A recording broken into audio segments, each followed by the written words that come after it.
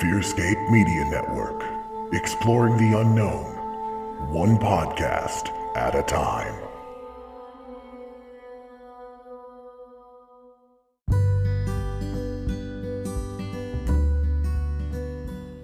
Voting isn't just going to the polls on election day anymore. Options like early voting, mail-in voting, and ballot drop boxes are available to more voters and are growing in popularity. How to Vote, a tool created by Democracy Works, breaks down the options your state offers for casting a ballot and empowering you to decide when and where to vote. Decide when and where you'll vote this year at howto.vote.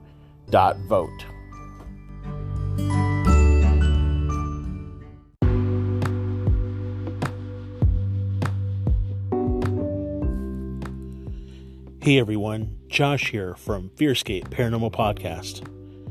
Have you been to our website, FearScapePodcast.com?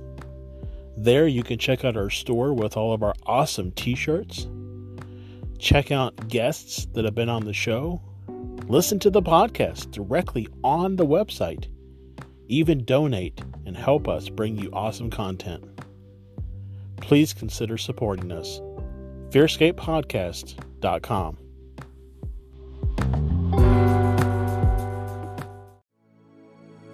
FearScape Media Network is your new home for everything weird and enlightening. Check out podcasts and YouTube shows covering content from discussions on horror films to the paranormal to meditation. Find out more at FearScapeMedia.com.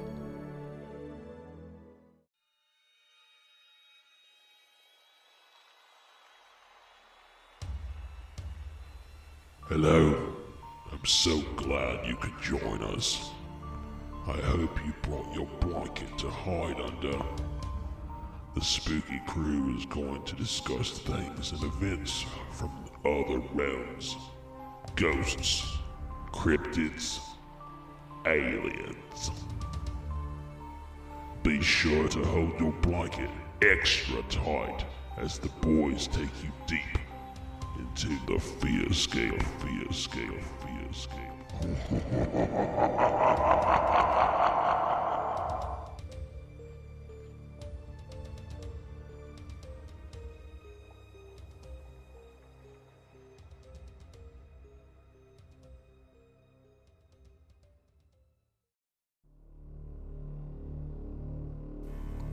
Welcome, ladies and gentlemen, to a very special bonus episode of FearScape Paranormal Podcast. This is Stefan, one of your hosts from FearScape, and we are getting close to the 100th episode of our show.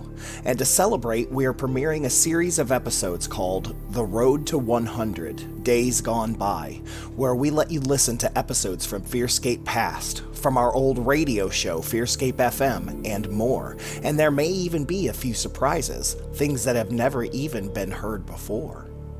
We hope you enjoy this archived episode of FearScape, and remember, hold those blankets extra tight.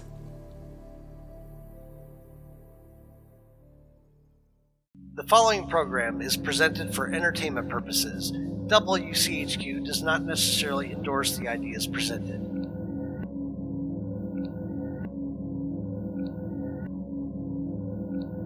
FearScape is a program that explores the legends and lore around many creepy and scary things. Information is researched and presented in an entertainment fashion and is presented based off of what we found. Legends have a way of changing over time, so beware.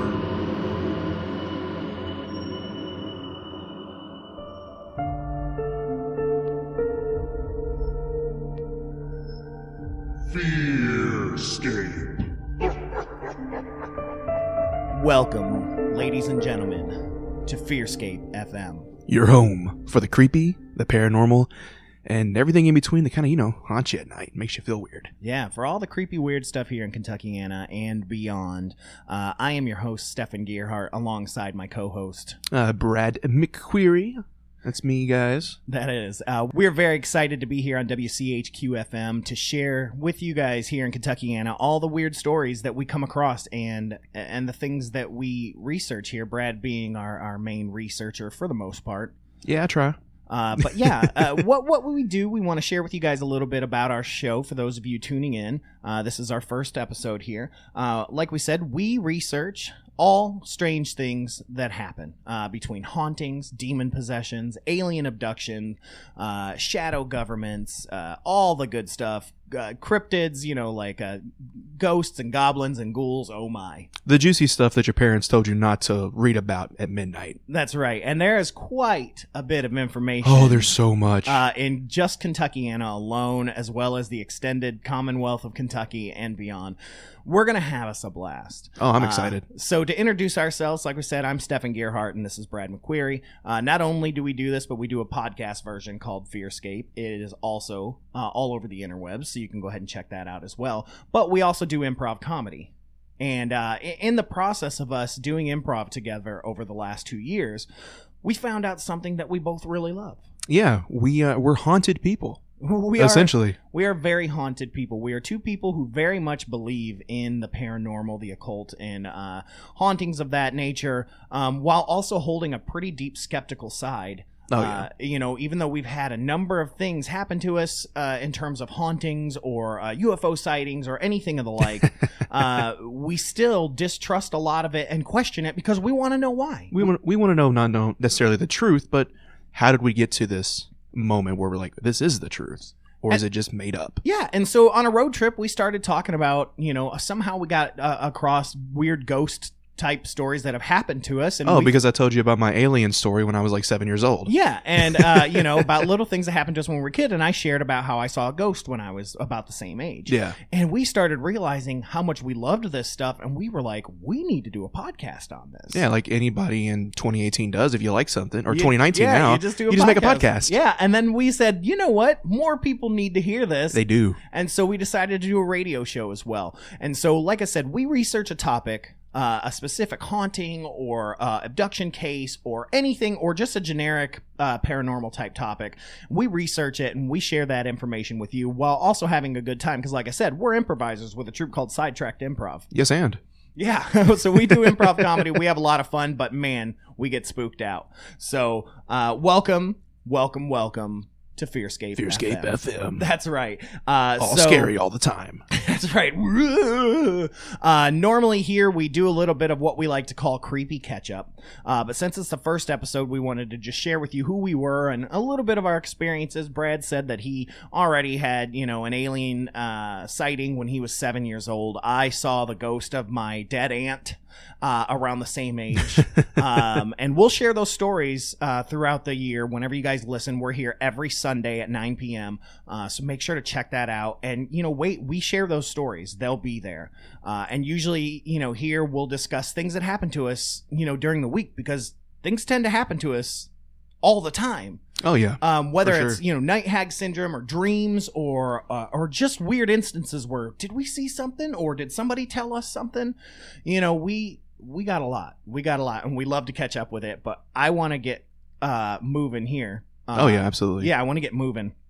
So the first thing we want to get going is before we get talking about our topic tonight, which we'll announce here in just a moment, is I want to get into a little bit of spooky news. Ooh, spooky news. I like this.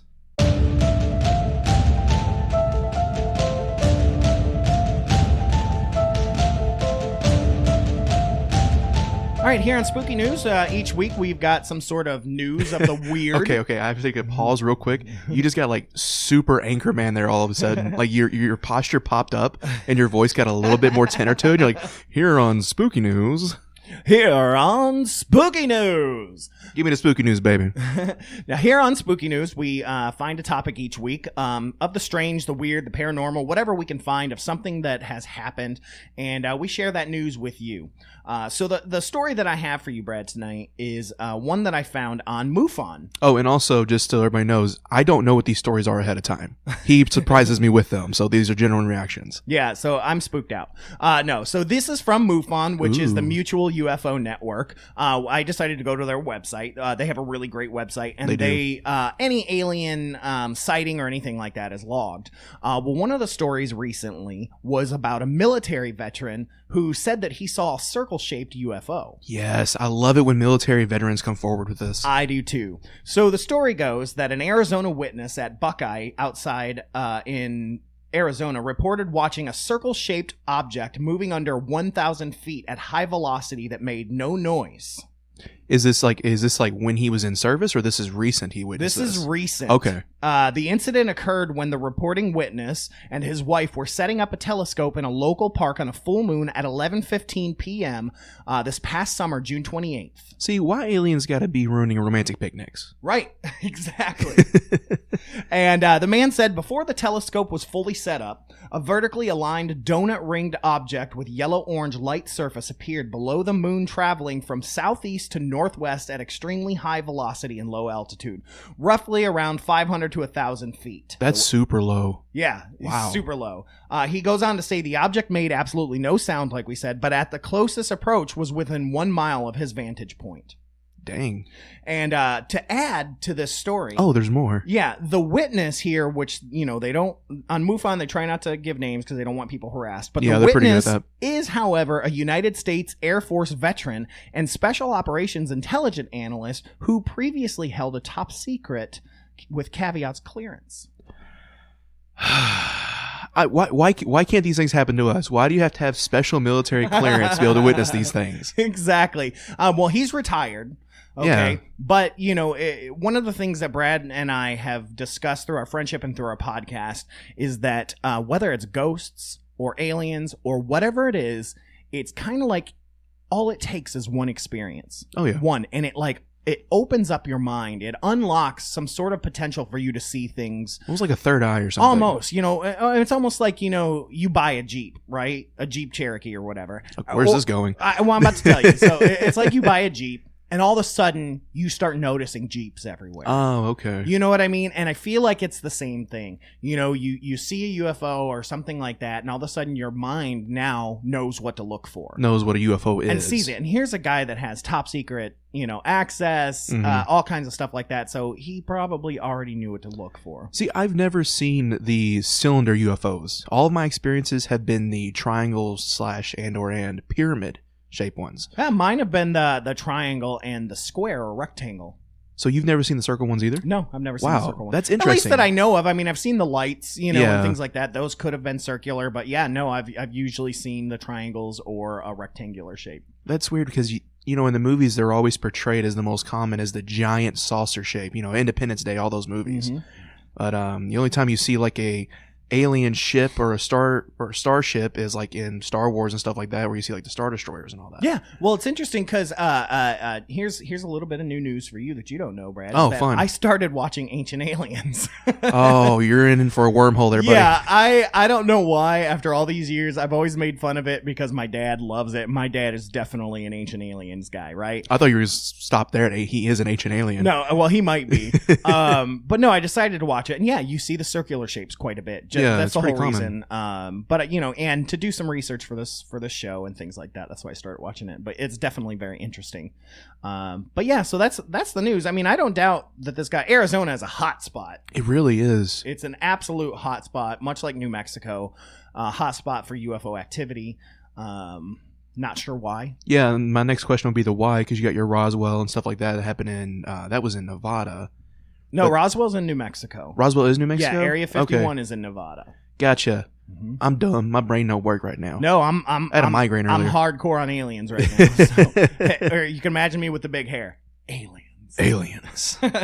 Anyways, that's spooky news for this week. All right, man.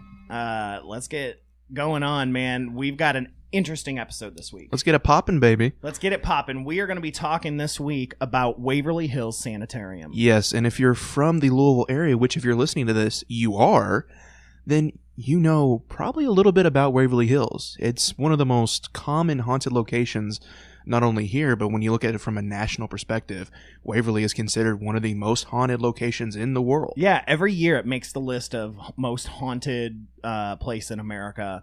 hands down, and has for a little while. Mm-hmm. However, there's a lot of information. There is. We've broken this up into 2 parts. Yeah. So make sure to come back next Sunday. This week, we're going to be specifically talking about the history of the place, which in itself is scary itself. Yeah, even history is a little bit dark. It's dark and scary, and you can see why hauntings exist in the first place there. You know, why spirits may stick around or do things like that.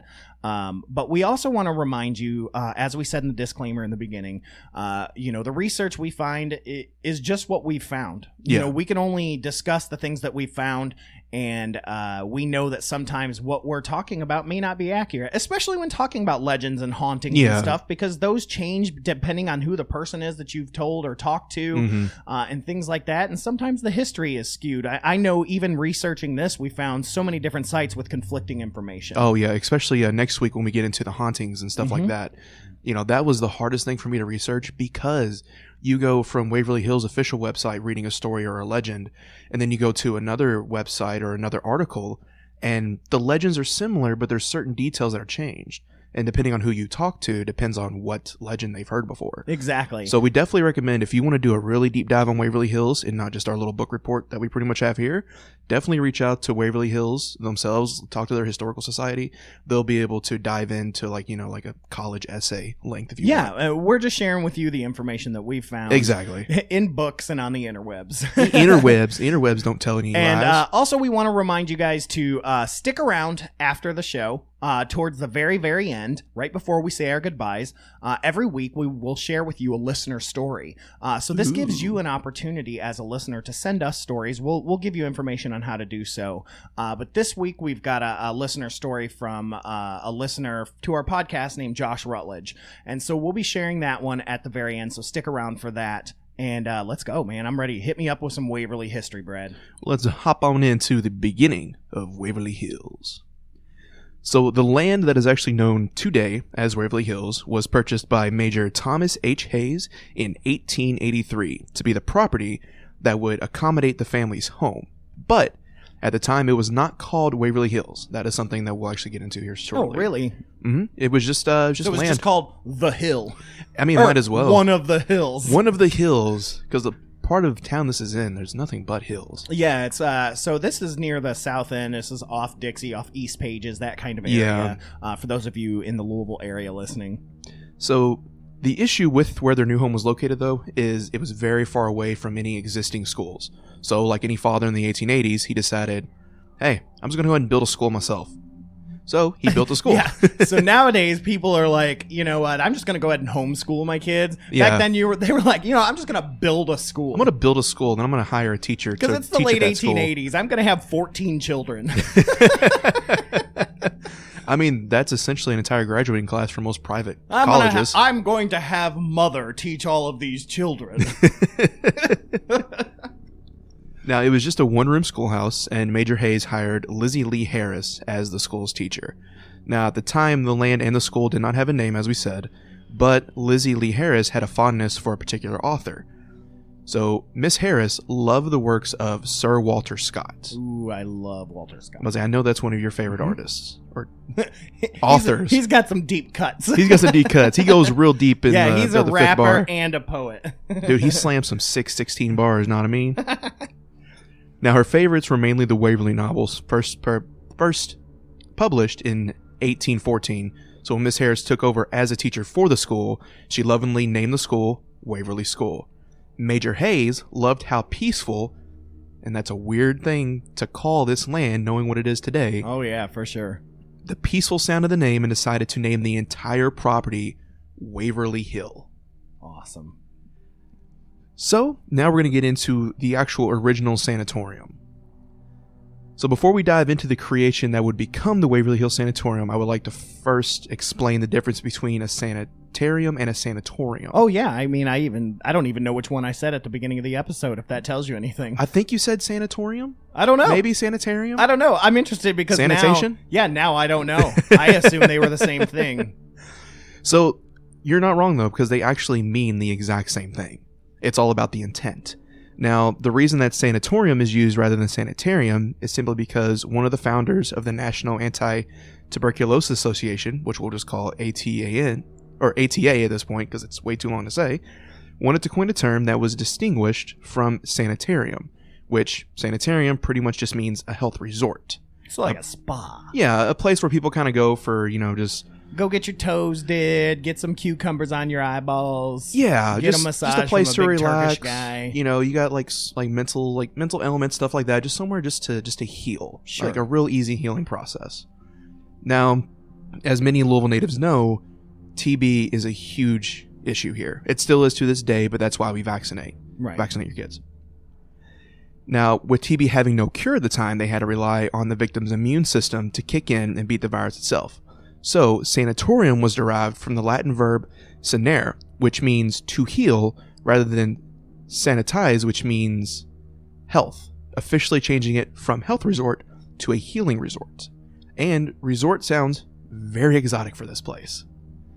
So, shall we begin the journey? Oh, man, we haven't even started? Oh, no. Oh, yeah. I was just telling you about Sanitarium. Yeah, I'm already thinking, like, the difference is that the Sanitarium, you got to have, like, a bottle of the sanitizer that moms carry in their purses, and, if that had existed then, there'd been so many lives saved. Oh, I'm just... you are not wrong. You're not wrong. Because even then, like, the water wasn't great, Oh, no. I mean, this is kind of a sidetracked thing, but I didn't know that until Civil War. The Civil War was the first time that sanitized instruments were ever introduced into a medical environment. Oh, yeah. And so even before then, it was like whiskey. Just pour whiskey on it. Yeah, pour whiskey on it. Here's some dirt. Yeah, rub some dirt on it. Cauterize that. Yeah, that's all you got to do. Just make something really hot and cauterize it. Yep. So, what is tuberculosis, aka TB, aka the White Plague? It is an infection, with or without disease, caused by the bacterium Mycobacterium tuberculosis. Humans usually acquire infection by breathing in infection droplets, which have been expelled from respiratory tract of infected persons. Tuberculosis disease mainly affects and damages the lungs, but the bacterium may spread to other organs in the system. The disease is slowly progressive and chronic if untreated and may result in death. Treatment with antibiotics is available today, but at that time it was not something that was readily available. So in the early 1900s, Jefferson County, where we live now, was hit hard with an outbreak of TB. Due to the large amount of wetlands along the Ohio River, which, by the way, is perfect for TB bacteria to anyone who's grown up here, they needed to find a way to not only contain the disease, but also to prevent it from spreading to others.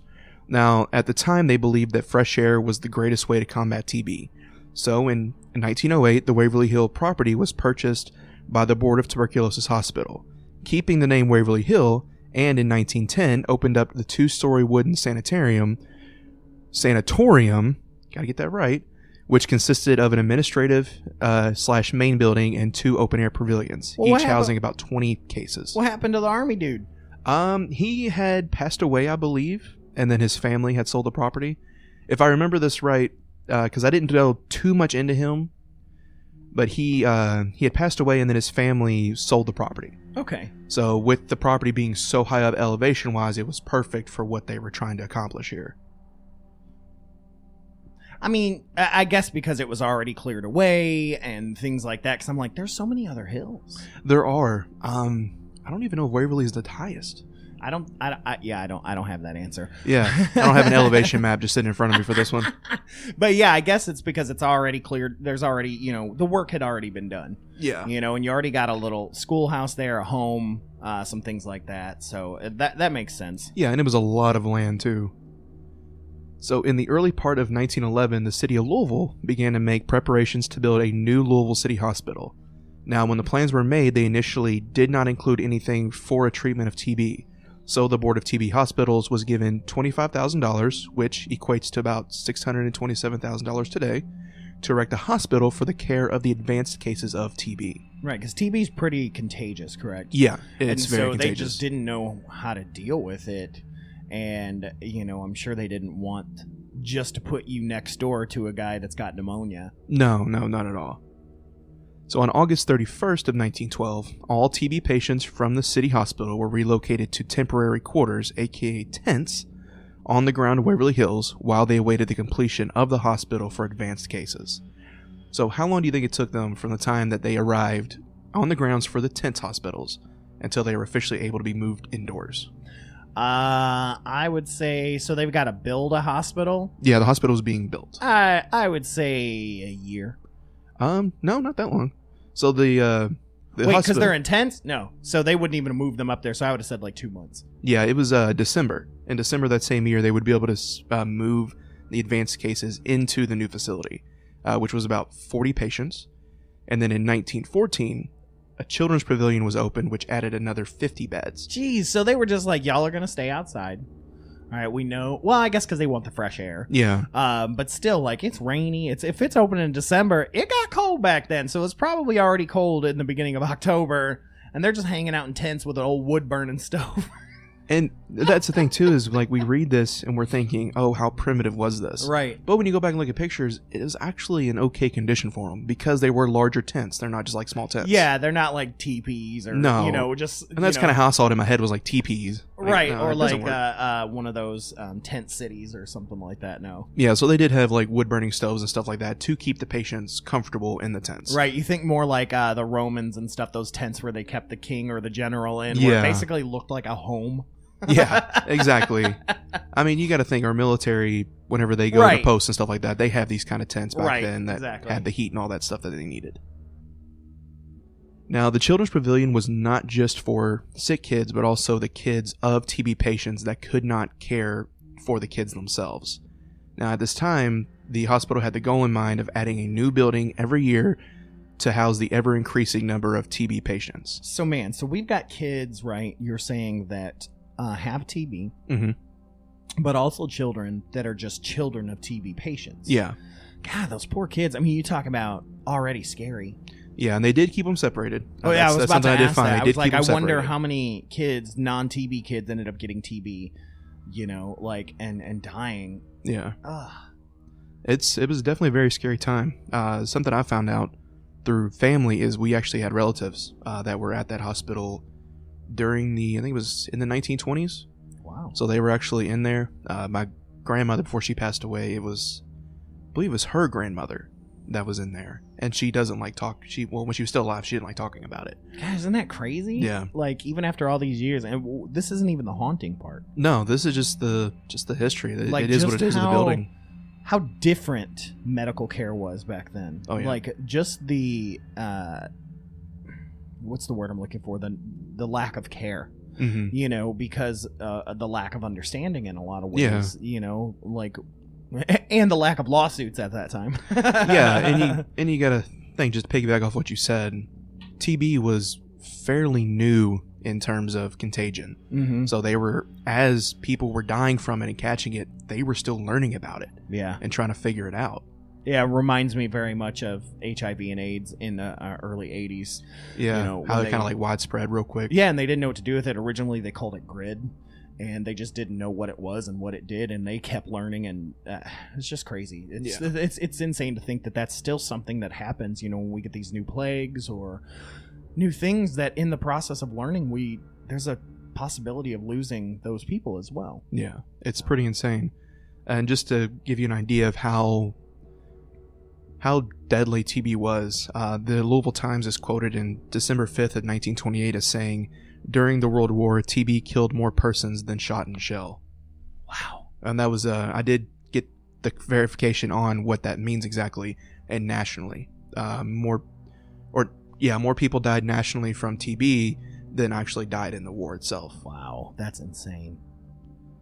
So due to the constant need for repairs to the wooden sanatorium, need of a more durable structure, and the need for more beds as they were starting to actually turn patients away, it was decided in 1924 to construct the building we now see today. The building was designed by architects James J. Gaffney and Dennis Xavier Murphy. The new 5-story building was opened on October 17th, 1926, allowing for the holding of over 400 patients. But with the introduction of antibiotics in 1943, specifically streptomycin, the number of TB cases gradually lowered over time until there was no longer a need to have such a large hospital. So That's insane. Like, so here I want you to think about something. Yeah. Okay. So I'm a history buff. Okay, and I was doing some research on World War One. Okay, so this is all during that time. So I'm looking in between the end of the beginning of the TB outbreak. Essentially, we're looking at the early 1900s for here through 1940s or whatever. So just that time alone, you're saying that more people died of TB than shot and shell. Well, all those people still died of shot and shell. And then one of the things that some people believe World War I ended was the Spanish flu, the original H1N1. I didn't even think about that. Yeah, and so there was this huge outbreak of the flu that killed, I think they said it killed more people than the war itself. Can you imagine the amount of people that died, A, from the war, B, from Spanish flu, and C, from TB, all just within like a decade's time? Like if you look from 1910 to 1920? That's insane. It's crazy. That's a lot of death, but with a lot of death comes a lot of haunting. Oh, yeah. That's for sure. Yes, for sure. So with the introduction of the antibiotic, unfortunately, or actually fortunately, I don't want to say unfortunately, fortunately, TB was pretty much not necessarily eradicated, but controlled. And in 1961, Waverly Hills Sanatorium would close. And just when things were starting to get groovy. Yeah. And the remaining patients were actually sent to Hazelwood Sanatorium. Where's that, I'm not sure. Is it in Hazelwood? It probably is. There's probably an area called Hazelwood. Waverly Hills Sanatorium. Hazelwood. Now I'm going to have to look into that. Now, the building would not stay abandoned for very long, because in 1962, the building was purchased and reopened as Woodhaven Geriatric Center. Oh, boy. Yeah, boy. Oh, boy. Okay, so we've had all these people dying of TB, which we haven't even gotten into. Really. No, we're not even there yet. Okay, because that'll be the next episode, really. But we know that a ton of people died of TB at that hospital. Oh, yeah. So now they're going to turn this into a geriatric old folks home where ghosts. People are dying. Yeah. Man, let's just go ahead and just make that energy insane. The Grim Reaper's just just whatever, raining money over that thing. Just raining money over. Yeah, he's just like, I'm getting a lot here. Okay, so what is the Grim Reaper's currency exactly? It's death. Is it souls? Yeah, it's souls, man. So wouldn't they be lifting up and going into his pocket instead of him raining it down on them? Yeah, I guess so. I guess he's just, what I mean is he's raining death. He's just like, oh, death. This place is perfect. Yes. Raining Death, now available on HBO. Also a Slayer song. Is it really? No, it's not. Oh. Well, we're on WCHQ, so it's all local music here. There's no Slayer. So when the building would reopen, it was a geriatric center, as I said, and it was used for aging patients with various stages and forms of dementia and mobility issues. So as well as severely mentally handicapped, and it was closed in 1982 due to patient neglect. Oh, man. So it was an old folks home and a home for mentally and physically handicapped? Yeah. And of course neglect. And here's the sad thing is that that still happens. Oh yeah, neglect happens. A lot of people are so afraid to send their family to these homes.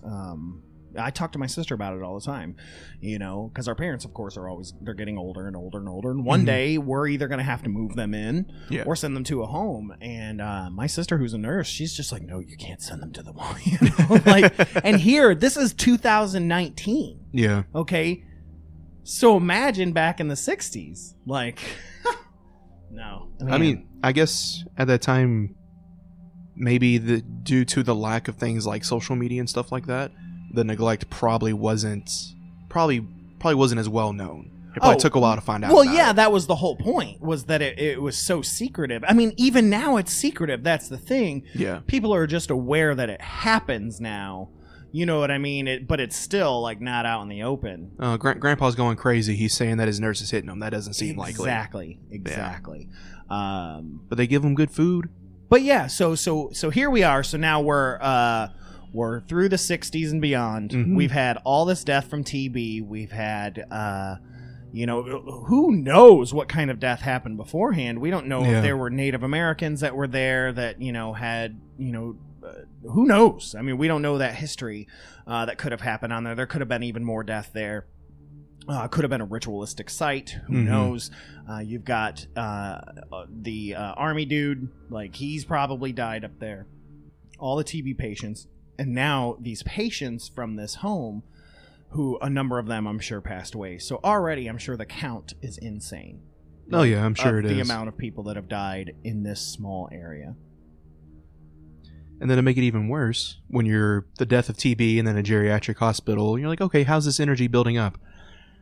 Well, now they decided they wanted to try to turn it into a prison. Oh, come on. That's a great idea. But people don't understand supernatural phenomenon and energy. Yeah. And, I mean, there's so much, and we're not touching on this, but there was so much just craziness that happened at this hospital. And I'm sure that between the neglect and just the practices that happened, and now you're going to put miserable souls of a prison, in the same location. Yeah, it's kind of rough. So I'll give you a little bit of information on that, because there's not much on the prison, because it actually never happened. Oh, really? So in 1983, developer J. Clifford Todd bought the hospital for just over $3 million in hopes of turning it into a medium security prison. Now, once the nearby neighbors found out what it was going to be turned into, they protested. I mean, as you would, because if you've ever been up to the hill, yeah, at the bottom of the hill is nothing but residential housing. Mm-hmm. So if any escaped convict, they're going to go right down to residential especially housing. in the 80s. Oh, yeah. These neighborhoods were fully developed in the 80s. Yeah, so it was heavily protested, and then he turns around and suggested, well, hey, how about we just turn it into apartments instead? But he had expected the county to give him $400,000 in order to start the project. So it never got off the ground. So this dude's just looking for a gold mine. Yeah, I mean, essentially, if you're investing $3 million into a property, you want to get something out of it. So, yeah, so the prison didn't happen because you said the protests, right? Yeah, the protests prevented the prison. And that's a tricky thing, and it really is. I can imagine that for any neighborhood that lives near a prison. Oh, yeah. It's got to be frightening. I mean, I know up in Michigan, I don't remember which highway it's on, but I know there's a section where immediately there's signs everywhere that says, do not pick up hitchhikers. I've seen signs like that. When I used to travel pretty heavily with professional wrestling, Mm-hmm. there's certain counties we would go into to do these shows, and you would just see these signs just right next to a school pretty much, but do not pick up hitchhikers, possible convicts. Yeah. And so I can imagine here it is on the edge of your backyard. Yeah. And you're trying to raise a kid. The last thing you want is some potential convict coming to get you and killing your family, and you become part of the haunting. So it goes a little bit something like this. Mommy, I met George out in the backyard, and he's wearing an orange jumpsuit because he said he's going hunting, and he's really hungry, so I want to get him a sandwich. Can we get him a sandwich? Hey, I'm George. I just need a sandwich. I don't mind the orange. I just want to make sure I'm seen. Oh, honey, gonna have to hard pass on that one. So, yeah, that's essentially what happened over on East Pages Lane. Oh, we just gave the history of East Pages Lane. Yeah. So, you might know, this might be somewhat familiar to you, because you moved into Louisville when? Yeah, so I was originally born and raised in Toledo, Ohio. I moved to Louisville. That's what I called it back then. Louisville, in 1994. 1994. Okay, so I was this a sophomore in high school, yeah. I think you and I have discussed this one before, and you knew a little bit about it. The Jesus statue. Oh, yes! Okay, so I was a super Christian boy back then. I used to go to Shively Baptist Church. Shout out to you guys. I'm sorry I don't go anymore. But I used to go to Shively, and so we were in the youth group, and everybody was talking about this statue, dude. Oh, yeah. Everybody, and everywhere we go, there were preachers talking about it, trying to get you to raise money for it. Yeah. They were taking special tithing for the statue. Yeah. And me living on Dixie Highway, I remember us driving and looking up and going, man, it's going to be right there. Jesus is going to be shining down. Oh, wow. I forgot all about this statue. Yeah, so the statue was first brought about in March 1996 by Robert A. Alberhaskey. He bought Waverly Hills and the surrounding area. Now, his goal was to create the world's largest Jesus statue through Christ the Redeemer Foundation. Right. He wanted this sucker bigger Yeah. than the one in Rio de Janeiro. Yeah, he wanted it big and gold. Yeah, and gold. That's what I remember. I remember it needed to be gold. I guess so it reflected better and blinded people. I mean, I get it. I come from a pretty religious background myself, and everything you hear is you want to hear about the shining of Christ's light. So you make it gold so the sun reflects off it and blinds you. Yeah, and then you're light. driving down Dixie like we need any more distractions on Dixie Highway. It's already nicknamed Dixie Highway. Yeah, it is. We don't need that. What's interesting is you think about the closest that we've got to that around here would be Solid Rock Church up north of Cincinnati, where the big I've seen that Jesus one before, the statue. touchdown Jesus. Well, it's not the touchdown anymore because he died. Oh, that's sad. Because years ago what was colloquially called the touchdown Jesus was struck by lightning. Oh, wow. He was only up to his torso, was in a pond, and he had his arms up in the air. Mm-hmm. People referred to it as touchdown Jesus. It just looked to me like he wanted help out of the water. He probably did. That's why the lightning finally struck him. His dad was like, I got you, bro. Yeah, so lightning struck that, and so they built a new one, which is, I believe, twice the size that it was, and full standing this time. Gotcha. But it is right on the highway. I mean, it's there to be seen. And so, as big as that is, I can't imagine this giant golden statue. Now, I recall this, not only was it, for religious reasons, but it was hoped that it would bring tourism to the Louisville area, especially to the South End and Shively and that whole area. I mean, now we got a trampoline park. We do. We do. And, but yeah, so what happened with this? I'm curious because, like I said, I just remembered it going away. Like, I don't know. Yeah. So it just comes down like anything. By the way, I'm pretty sure I donated a couple bucks to this. You probably need it. They'll never give it back to you. So it was going to be about $12 million to complete the project. Whoa! And they needed $4 million to actually start it.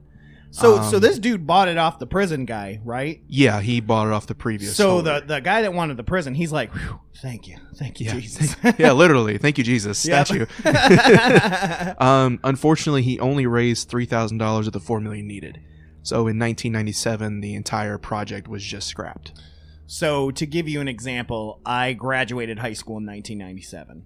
Okay, so I was a junior when this project first came out, and I remember talking about it. Yeah. Because that's when I was in my height of youth group, baby. And I used to be in a singing group, and we used to go from churches to churches. And I'm not 100% on this because I'm super old now, but I feel like we even did a concert to help raise money for it. Oh, you probably did. So, because I remember certain things. Like at that time, I was only about 6 or 7 years old, so I don't remember a whole lot about it. But I do remember them talking about it a little bit. Now, after it closed in 1997, it laid abandoned for about 4 or 5 years, and then was purchased in 2001 by Tina and Charlie Mattingly, who still own it to this day. Oh man, so Jesus statue guy was relieved. Yeah, he was like, "Oh, thank you, thank God." and as we discussed earlier, we don't know the history of that land in terms of like tribes and stuff like that. Sure. So this land may be cursed. Sure, for all absolutely, we know. For all we know. And that's why they still haven't been able to fully finish restoring it, because that's currently what they're working towards. They have a haunted house up there. They do tours, and all that money goes to actually restoring the property.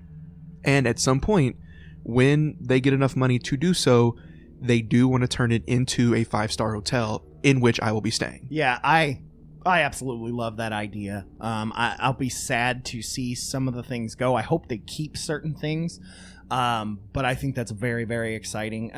Same thing along the lines of the Jesus statue. I think it'll create some really cool tourism here. Oh, it yeah, already will. does. I mean, them reopening from it just being abandoned. I know people from my hometown of Toledo that have come down here to stay.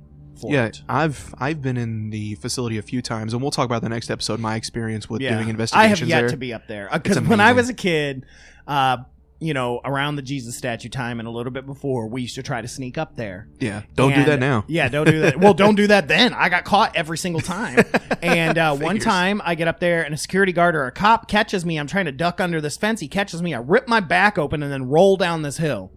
Like, it did not feel good. No, I wouldn't think so. And so I have not, I really have never been up there. I drove up there once in the last 2 years or so, just to kind of finally look at it with my own eyes. Well, we'll have to actually do an investigation there. For sure. Maybe take Ed with us. Ooh, yeah.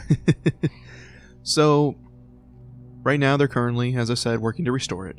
And on the next episode, we will dive into how a place that was meant to be a medical breakthrough, how it turned into something so dark and labeled the most haunted place in America. From opening its first version of the hospital in 1910 to it closed in 1961 with a recorded 63,000 deaths. And that'll be in part 2 next week. Man. So tell me a little bit more about today. Like, what's going on with it today? So today they are still working towards the restoration.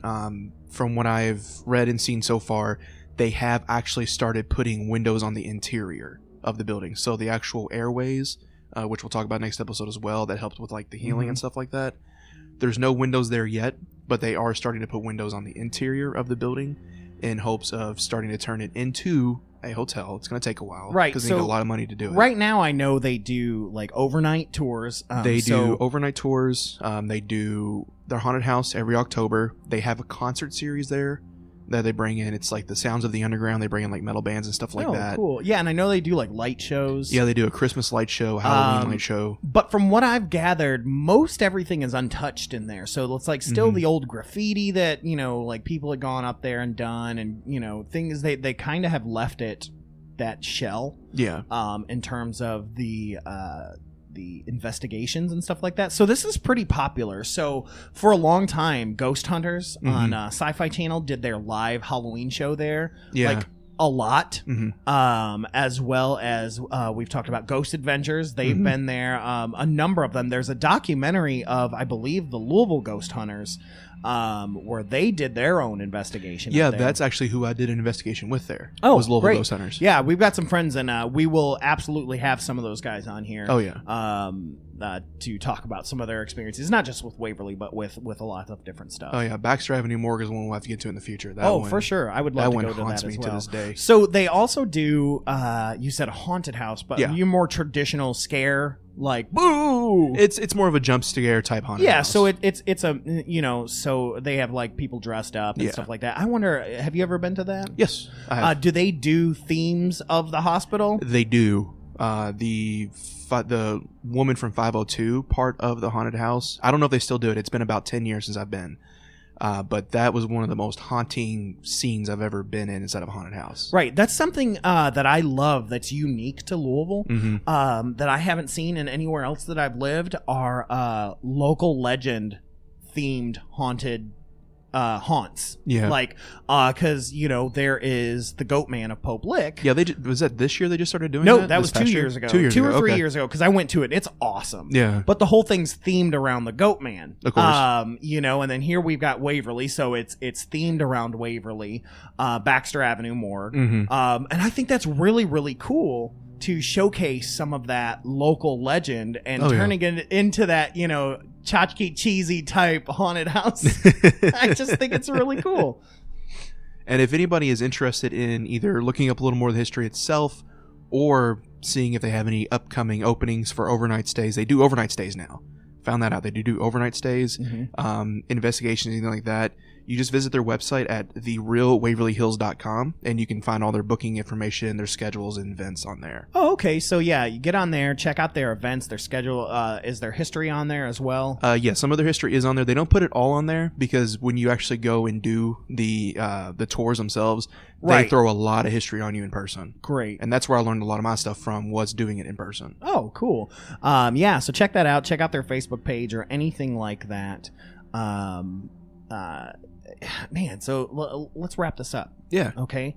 So Waverly scares me, like I said. And like I said, we haven't even touched on the haunting yet. Have you ever looked at it during the fall, like when all the leaves have fallen and you look up that hill? No. Have you ever seen it like peering through the trees? No. That is the scariest thing, when you know what it is. Yeah. I mean, just the pictures alone, just of the structure today, are frightening. Mm-hmm. So, quick side story. When I was a kid, there was an abandoned paper factory or something. Michael Scott's Paper Company? Yeah.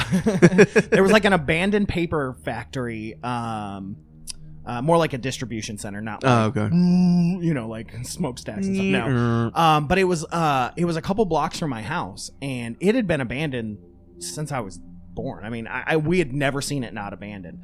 And so you can imagine all the windows are busted out. I mean, this thing's like 4 stories tall. You can just imagine. And here we are, kids. We had so many stories that we talked about that place, it was so creepy and scary just walking, because we had to walk by it every day on the way to school. Yeah. And like it was there all the time, and we used to dare each other to go inside, and none of us ever went. We were always too scared. We'd get to that door and hear one creak and we were gone. Because there were stories of like homeless people that were eating dogs and babies, you know, just all the dumbest stuff, that like it was an alien headquarters, that demon, like there were Satan worshipers, and I mean just everything that you can think of. Yeah. That's just a paper distribution center. Here's a place with incredible, massive, like morbid history. Mm-hmm.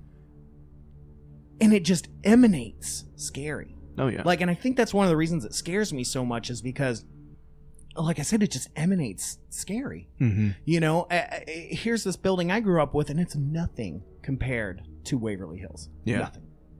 Nothing. So I'm absolutely frightened already to get into the horrors next week.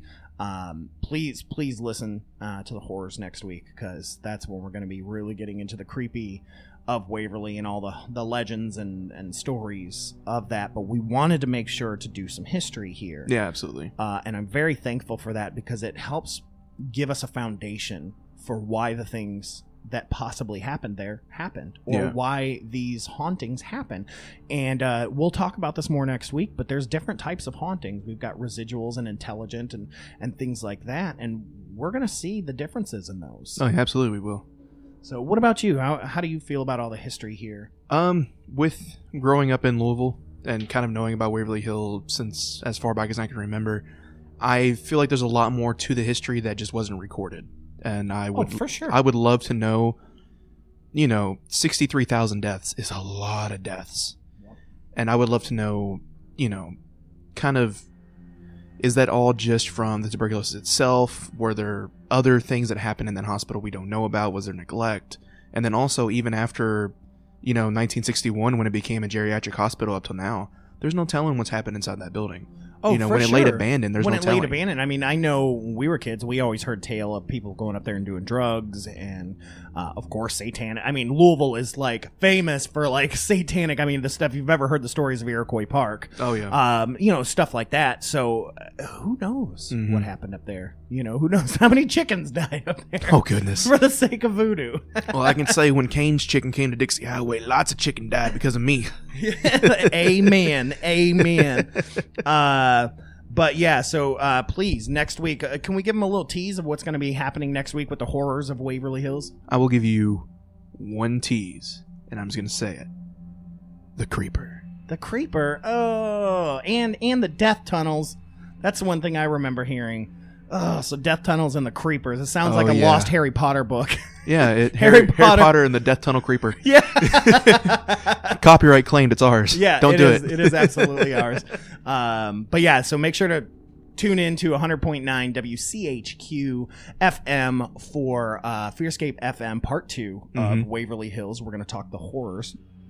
But here in just a short moment, we're going to get to our first listener story from a listener named Josh Rutledge. But before we get to that, please go ahead and send us your listener story. Yes, please do. There's different ways that you can do that. You can either type it out for us and we'll read it on air and share that with our audience abroad here. You can send those to FearScape Stories at WCHQFM.com. You can either, like I said, type those up or send us an audio file. You can record it on your phone, send us an audio file. If it's too big, go ahead and just shoot us a message, and we'll set up a Google Doc or something like that, Google Drive, so we can get that. Because we don't mind. Just please, no cursing. Yes, please. We're a friendly show here. That's right. And Brad, why don't you tell them a little bit about our podcast that we do? So here at FearScape FM, we are actually created due to the podcast Stefan and I do called FearScape Pod. And what that is we do the same thing here. We dive into more national and global events rather than local. So if you want to hear more of an uncut version of me and Stefan, definitely check out FearScape Podcast. You can find that on the Destination Nation Network, Spotify, or not Spotify, not yet. We'll get there. And SoundCloud, Stitcher. Definitely go to destinationcomics.com, check out their podcast page and find FearScape right there. and listen to what we have so far. Yeah, just like you said, we're on SoundCloud, we're on Apple Podcasts, Stitcher, and TuneIn. It's a lot of fun, and like we said, it is not a family-friendly version. No, and we also have a third host on that show, which we'll have her on here every now and then when we can actually get a hold of her. Miss Kelly Casey. Kelly Casey, Miss Ghosty Casey. We love her to death, but yeah, she will be on the radio show. But yeah, check that out. And as well, we just did an episode on the Walton incident, which was the Fire in the Sky movie, the true events based off of that. So go ahead and check that out.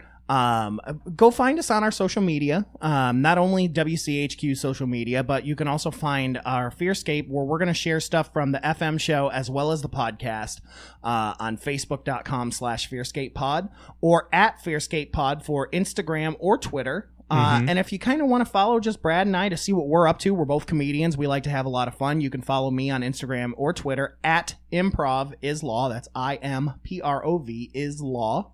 And then you can follow me on the Instagrams and Twitters as well at Bzilla_comedy.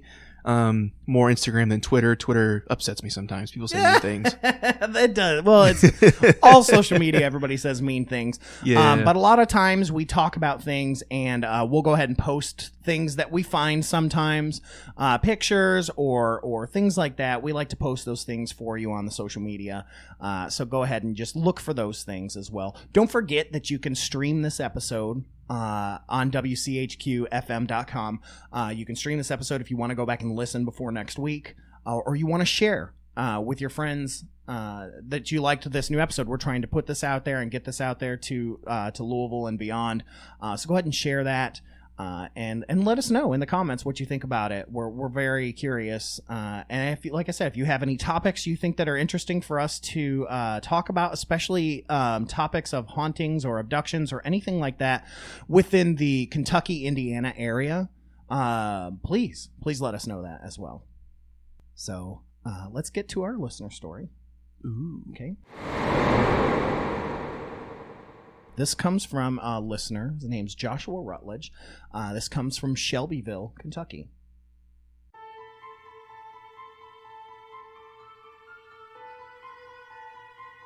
I once lived on a farm with my grandparent. The house they lived in was built in 1825. The room that I slept in was once occupied by a 12-year-old boy who died in a horse accident. I would often hear sounds of the attic door opening or footsteps on the stairs. But one night, I was sleeping, and I felt something on the bed, and it woke me up. It was an older style radio alarm clock and weighed about 5 pounds. It had been moved about 2 feet.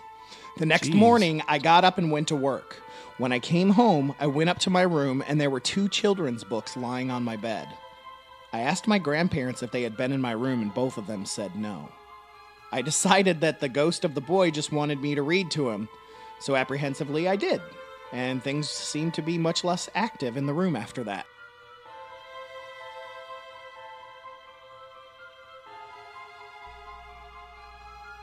All right. Thank you very much. Thank you, Josh, for sending that in. Goosebumps, baby. Goosebumps, for sure. Please send in your listener stories to us. We are here to believe. That's for sure. But thank you for tuning in to FearScape FM here on 100.9 FM WCHQ. I have been your host, Stefan Gearhart. I will catch you on the flip side. I've been your other host, Brad McQueary. Hold those blankets extra tight. And we'll see you next time.